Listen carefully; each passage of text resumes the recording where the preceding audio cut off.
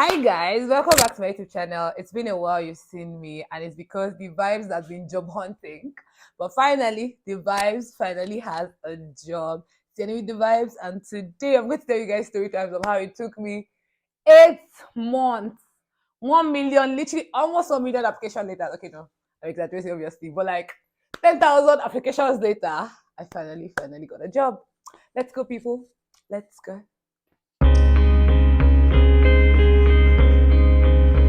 Hi guys, welcome back to my channel. It's been a long time, I know, and a lot of things have changed. Like for example, I now have this flower. I have Mike. In our voice, I have Mike. And I'm looking a bit different, but I'm really excited to be back and vlogging and talking to you guys. I've actually really missed creating content, and I'm glad to be back. So today's gist is to talk about why I disappeared, and like pretty much like the job hunting process, like my experience and how like draining it was. I'm thankful that like I've been able to like get a job and everything, but I just really wanted to talk through how draining it was, what I experienced, and honestly, hopefully in a couple more videos I'll do a couple like of tips or something. But it's awful, I'm not going to lie. Gosh, they showed me shaggy in this job market. Shaggy. So let's dial it back and do a bit of history. So what had happened was last year, I graduated last year, June ending, but I've been done with my coursework since like January, and the results came out in March. So I had a lot of time. And now, plan to fail, you fail to plan, all of that. So I've been applying since like September 2022.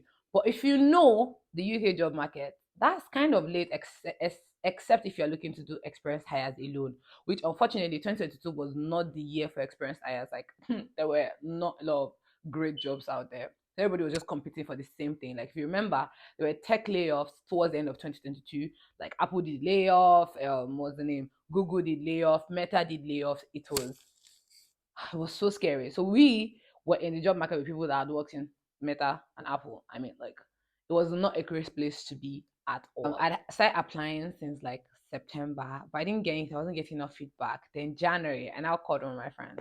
No, it wasn't even a call. It was on WhatsApp. We just spoke, and I was just like, oh my god, I'm so frustrated. Like, I have experience. I have work experience. Me, superstar. Hey, God, me, superstar that was superstarring home and abroad.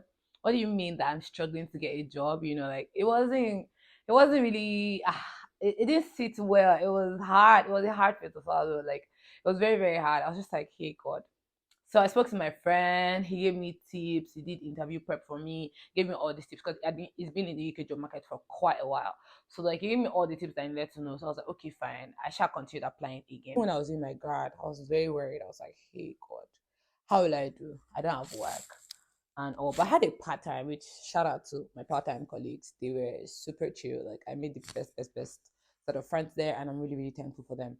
But like honestly, it was really heart wrenching. I don't know, like if you job wanted in the UK before, you get what I mean.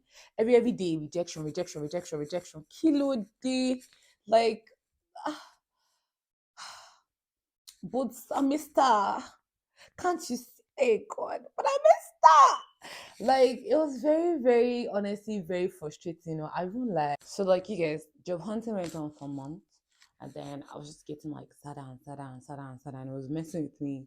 Which also I realized that was not really a good thing. That this is sidebar. Like I mean, like my work is not supposed to be tied to like my academic or like career achievements, but it felt like I felt so defeated because that's not the life I've never known. Like, bro, I have first class in engineering undergrad, first class in business and management, masters. Like, well, even in Nigeria, I got a job by myself. Like, I didn't even use what's the name, Climan picking nepotism. And then, like, what's the name? Like, I switched careers again. Like, I done a bunch of things in my career that were like audacious, and I didn't struggle. And like I've done like international stuff as well, and I didn't struggle that like even to get my admission. Like, so what do you mean that I'm struggling in international waters?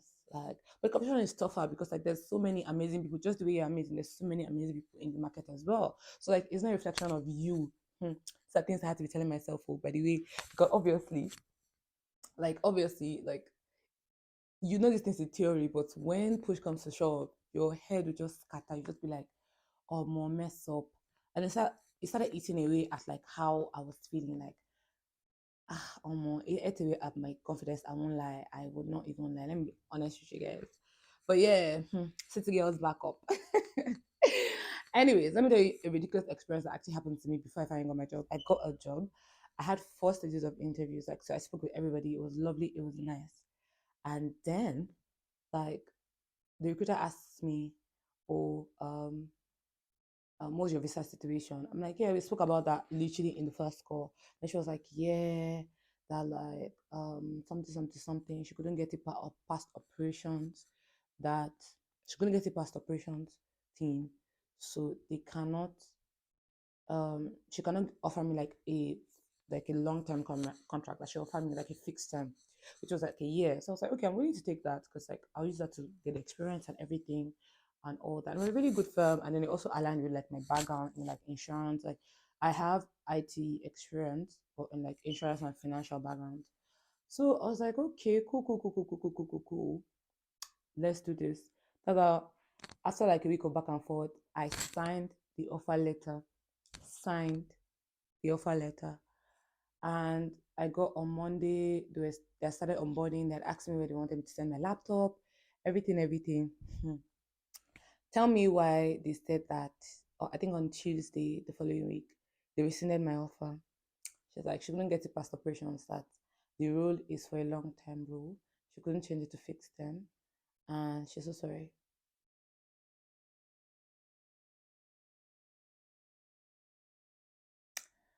See, that was how this silence, how I was just like, hey, God.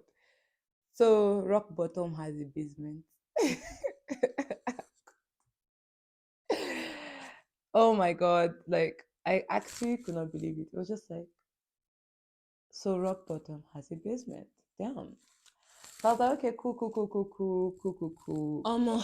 God is great too. Let's just start from there because, hey, God, all the applications I did, like, only very few got, like, literally only one got to the final stage. Tell me why a recruiter reached out to me. Oh, I have another story about like something ridiculous that happened to me, but I'll talk about that in another video. So like a recruiter reached out to me on LinkedIn. She's like, oh, I have this job role, da da da da da. And I was like, oh yeah, hi, blah blah blah blah blah blah, this that that. And then I had one interview with her. We had the conversation, and then she was like, oh yeah, sure. I had one interview with my line manager, like with the what's the name? With like my current line manager.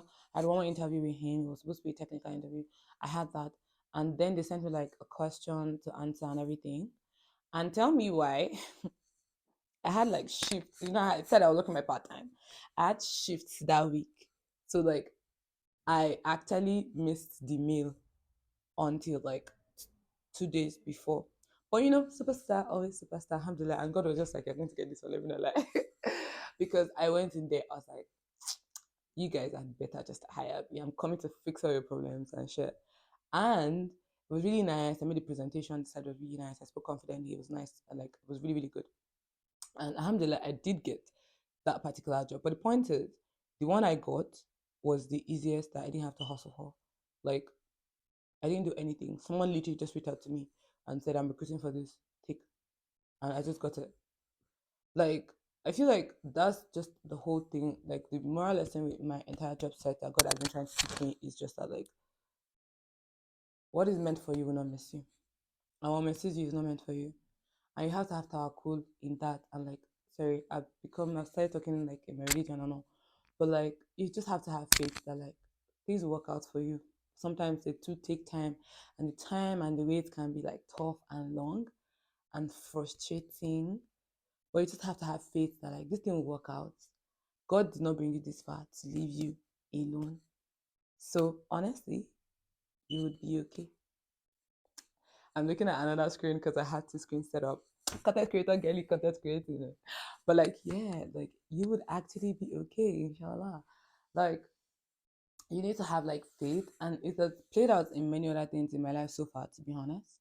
But like in this job hunting thing, it has been the main thing. Like you would be fine, but you need to have faith that you will be. And while it might be gut wrenching, devastating, and probably like very I don't know, it was not a great time for me to just be like I love my part time and everything, but it didn't feel nice to do my part time me. Maybe that's why God even said I will teach you a lesson, because the way I said that me now, God was like, yeah, you and so. But like, yeah, I was just like, ha, moyenne, moyenne, happy. Hey, 8 months. But yeah, alhamdulillah, I got a job now. Janina and Trudy, it doesn't sponsor me, so I still have to find something that would. I would have conversations with them on sponsorship and all, because I'm trying to be fully transparent here. But like, it pays decently, alhamdulillah. And I think I'm back to being a baby girl. Actually, always been a baby girl, to be honest, because alhamdulillah, yeah, Gani know they leave me. Yeah, Gani know they abandoned me. So really, yeah, always been a baby girl. Inshallah, always will be. But yeah, that was honestly how it was. The whole point of this video was just to guys that, like, after all my hustling, the one that was going to worked out with like ease.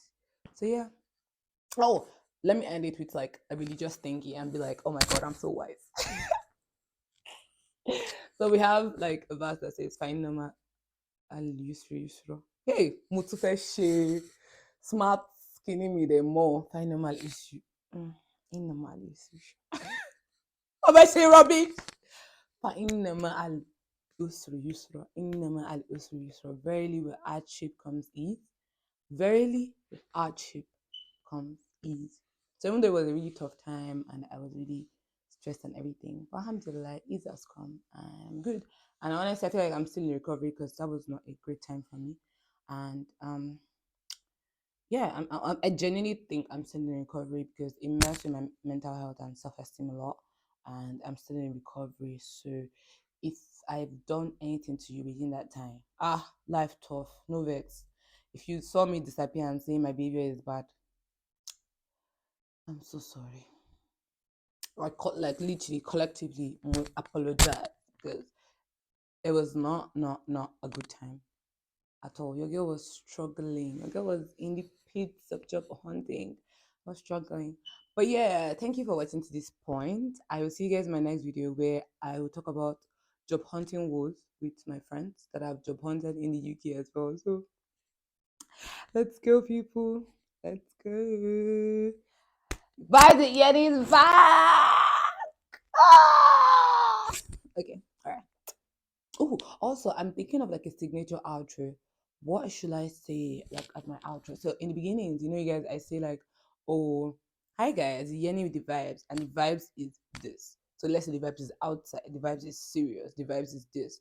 But now, what do I say like outro and be like, all right, guys, that's it for this episode. Something. Do I do a love you sign like the Gen Zs, or like do I? I don't know. Let me know what you think.